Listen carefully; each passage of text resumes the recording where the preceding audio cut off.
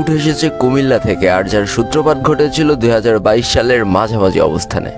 সামান্য এই গেমে করা ছোট্ট একটা ভুলের জন্য যে শুধু একটা পরিবারই শেষ হয়ে গিয়েছিল তা না, বরং সমাপ্তি ঘটেছিল এক অমর বন্ধুত্বের। কি অদ্ভুত একটা ব্যাপার না, গেম থেকে তৈরি হওয়ার সম্পর্কটা গেমের জন্যই চিরতরে শেষ হয়ে গেল।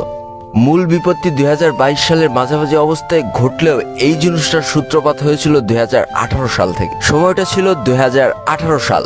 দুইজনের বাসা একই এলাকায়, তারা দুইজন একই সাথে স্কুলে যেত, আবার একই সাথে বাসায় ফিরে আসতো।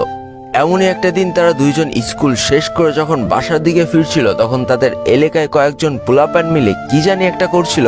খুব সম্ভবত তারা বুঝতে পারে যে কোনো গেম হয়তো তারা খেলছিল। কৌতূহলবশত তারা সেই দিকে এগিয়ে গেলে দেখতে পারে যে কয়েকজন মানুষ সেখানে বসে ফ্রি ফায়ার খেলছে এবং তাদের ভিতরে একটা আগ্রহ জন্মায়। এবং তারা ওই দিন সিদ্ধান্ত নিয়ে ফেলে যে তারাও আজকে থেকে বাসায় যে এই গেমটা ডাউনলোড করে এই গেমটা খেলা শুরু করবে, আর যে গেমটা ছিল ফ্রি ফায়ার গেম।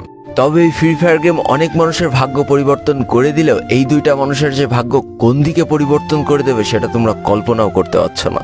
তো যেই কথা সেই কাজ, যেহেতু তারা ছোট ছিল সেহেতু তাদের নিজস্ব কোনো ফোন ছিল না, তবে বাবা মার ফোনে তারা প্রথম এই ফ্রি ফায়ার গেমটা ডাউনলোড করে ফেলে এবং যথারীতি সবাই যেভাবে খেলে তারাও সেভাবে খেলা শুরু করে দেয়। 0 লেভেল থেকে 10 লেভেল, 10 লেভেল থেকে 20 লেভেল, 20 লেভেল থেকে 30 লেভেল। তবে সব থেকে আশ্চর্যের ব্যাপার, তাদের ভিতরের ফ্রেন্ডশিপ যতটা গাঢ় ছিল তার থেকেও কয়েকশো গুণ গাঢ় হয়ে যায় ফ্রি ফায়ার গেমটা খেলার জন্য। তারা স্কুল থেকে এসে যখন ফাঁকা টাইম পেত তারা সবসময় একসাথে এই ফ্রি ফায়ার গেমটা খেলা শুরু করে এবং সব থেকে ভালো ব্যাপার তাদের লেভেলও কিন্তু একসাথে আপ হচ্ছিল। তাদের বন্ধুত্বটা যে কতটা গাঢ় ছিল সেটা বোঝানোর জন্য সেই ছেলেটা আমার কাছে একটা ছোট্ট গল্প করেছিল যে তারা যখন নতুন ইভেন্ট আসতো তখন সেই ইভেন্টগুলো কিভাবে নিত তোমরা জানো? তারা আসলে দুইজন মিলে টাকা জমাতো এবং দুইজনের টাকা এক জায়গায় করে যে কোনো একটা আইডিতে টপ আপ করতো।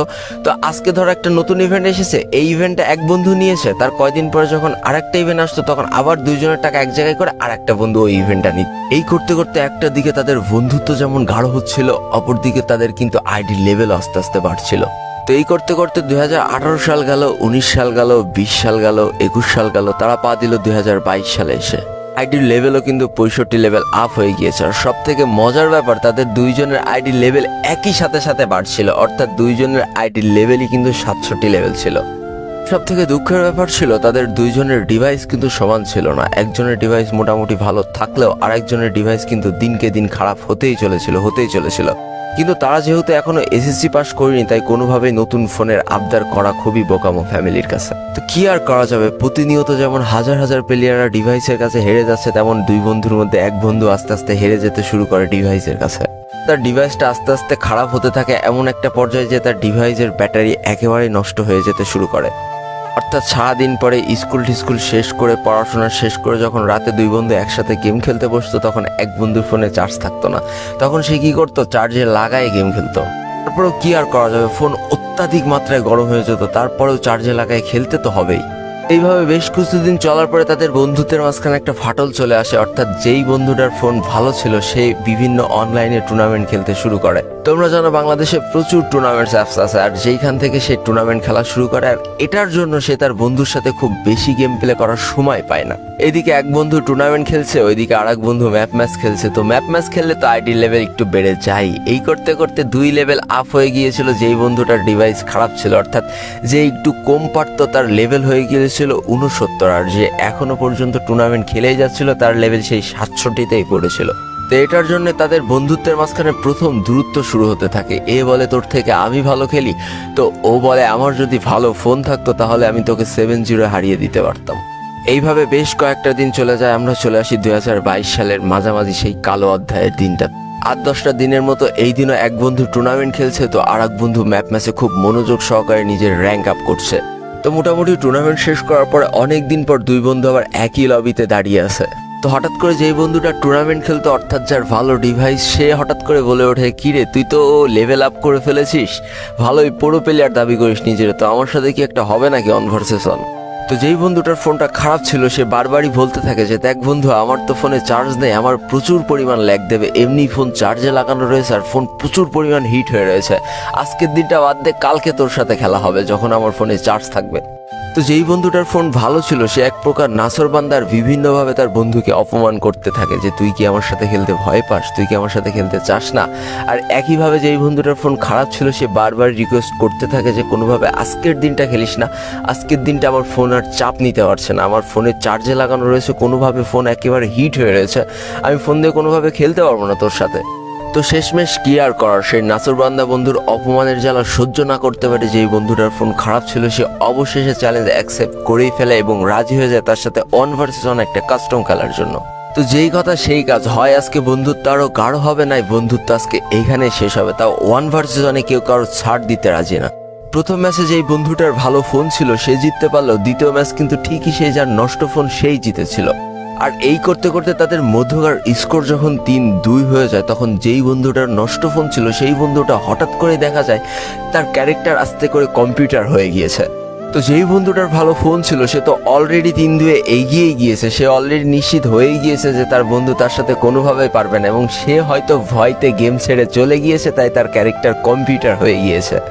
এই চিন্তা ধারণা থেকে সে তার বন্ধুরা আরো বেশি করে পিটাতে থাকে আর চিন্তা করে যে স্ক্রিনশট নিয়ে কালকে সবাইকে দেখাবে আর বলবে যে আমার বন্ধু আমার থেকে কম পারলেও তার মুখের ফাপড় কিন্তু হেভি লেভেলের, সে সবার কাছে বলে বেড়ায় সেই সব থেকে ভালো প্লেয়ার। তো এই করতে করতে বেশ কয়েকটা রাউন্ড পার করে ফেললো, কোনোভাবে তার বন্ধু আর গেমে ব্যাক আসে না। এবার তো তার বন্ধু আরো নিশ্চিত হয়ে যায় যে তার বন্ধু হয়তো ভয়তে তল্পা গুটিয়ে পালিয়েছে, তাই সে গেম প্লে শেষ করে সে তার বন্ধুকে ইচ্ছা করে ফোন দেয়। কিন্তু দুঃখজনক বিষয়, বেশ কয়েকবার কল বাজার পরেও তার বন্ধুর কোনো সাড়া শব্দ পাওয়া যায় না। 15-20 মিনিট পর তাকে খেপানোর জন্য আবারও যখন বন্ধু তাকে ফোন দেয় তখন হঠাৎ করে সেই বন্ধুর বাবা ফোনটা রিসিভ করে কাঁদো কাঁদো কণ্ঠে বলে ওঠে যে তার সন্তানের কারেন্ট শর্ট করেছে আর তাকে ডাক্তারখানায় নিয়ে যাওয়া হচ্ছে। মুহূর্তে তার বন্ধুর মাটির তলা থেকে পা সরে গিয়েছিল যে তার ভুলের জন্যই কি তার বন্ধু আজকে কারেন্ট শর্ট খেয়েছে। আর শুধু তাই নয়, তার 1 ঘন্টা পরে নিউজ আসে তার বন্ধু আর এই পৃথিবীতে বেঁচে নেই। এই কথাগুলো যখন সেই বন্ধু আমাকে বলছিল তখন তার চোখ দিয়ে অনর্গল একের পর এক পানি পড়ছিল। দেখো, এই ভুলটা আমরা অনেকেই করি, অনেকে চার্জে লাগায় গেম প্লে করতে থাকি, দিনের পর দিন গেম প্লে করছি, কিন্তু এইটা একটা বড় চিন্তা করছি না যে কোনোভাবে যদি শর্ট সার্কিট থেকে আমাদের কারেন্ট শর্ট করে তাহলে রাত্রেবেলা বাঁচানোর মতো কেউ থাকবে না। তখন হয়তো পুরো পরিবারটা তোমাকে হারিয়ে শোকে পাথর হয়ে যাবে আর তোমার কোনো একটা বন্ধু এরকম কেঁদে কেঁদে হয়তো আবারও আমার কাছে এসে এই গল্পটা বলবে। একটা কথা বলি, গেমের থেকে জীবনের মূল্য অনেক বেশি। শুধু শুধু চার্জে লাগায় গেম খেলে নিজের জীবনটাকে ঝুঁকিপূর্ণ করে কোনো লাভ নেই। এখনো সচেতন হও, নিজেকে ভালোবাসতে শিখো আর মানুষের কথায় প্রভাবিত হয়ে কখনো 1 vs 1 কাস্টম চ্যালেঞ্জ করে বসো না। তুমি হয়তো তোমার অবস্থান থেকে ভালো খেলো, তোমার সামনে যে আছে সেও হয়তো তার অবস্থান থেকে ভালো খেলে। আর যারা ভালো খেলতে পারছে না তাহলে তাদের পেছনের কারণটা একবার হাতড়ে দেখার চেষ্টা করো। হয় তাদের ভালো ডিভাইস নেই, নাই তাদের ভালো গান স্কিল নেই, নাই তারা হয়তো গেমে বেশি টপ আপ করতে পারে না দারিদ্রতার কারণে। তাই বলে এই নয় যে তুমি একটু ভালো খেলা শিখে তাদেরকে অপমান করবা। তো বন্ধুকে হারানোর 2 বছর পরেও যখন সেই বন্ধুটা আমার কাছে এই গল্পগুলো করছিল তখন তার চোখ বেয়ে অনর্গল পানি পড়ছিল। আর আমি সেদিনই বুঝতে পেরেছিলাম যে বন্ধু হয়ে বন্ধুকে হারানোর কষ্টটা আসলে কতখানি। আজকের ভিডিওটা এই পর্যন্তই ছিল। ভিডিওটা ভালো লাগলে অবশ্যই একটা লাইক করে ফেলো, কমেন্ট করে দিও আর বন্ধুদের কাছে শেয়ার করে দিও। আজকে আমি বিদায় নিচ্ছি টুয়েপল গেমের পক্ষ থেকে। ততক্ষণ সবাই সুস্থ থেকো, ভালো থেকো আর তোমাকে একটা যে মানুষগুলো ভালো আছে তাদেরকে অনেক ভালো রেখো। Tata, bye bye.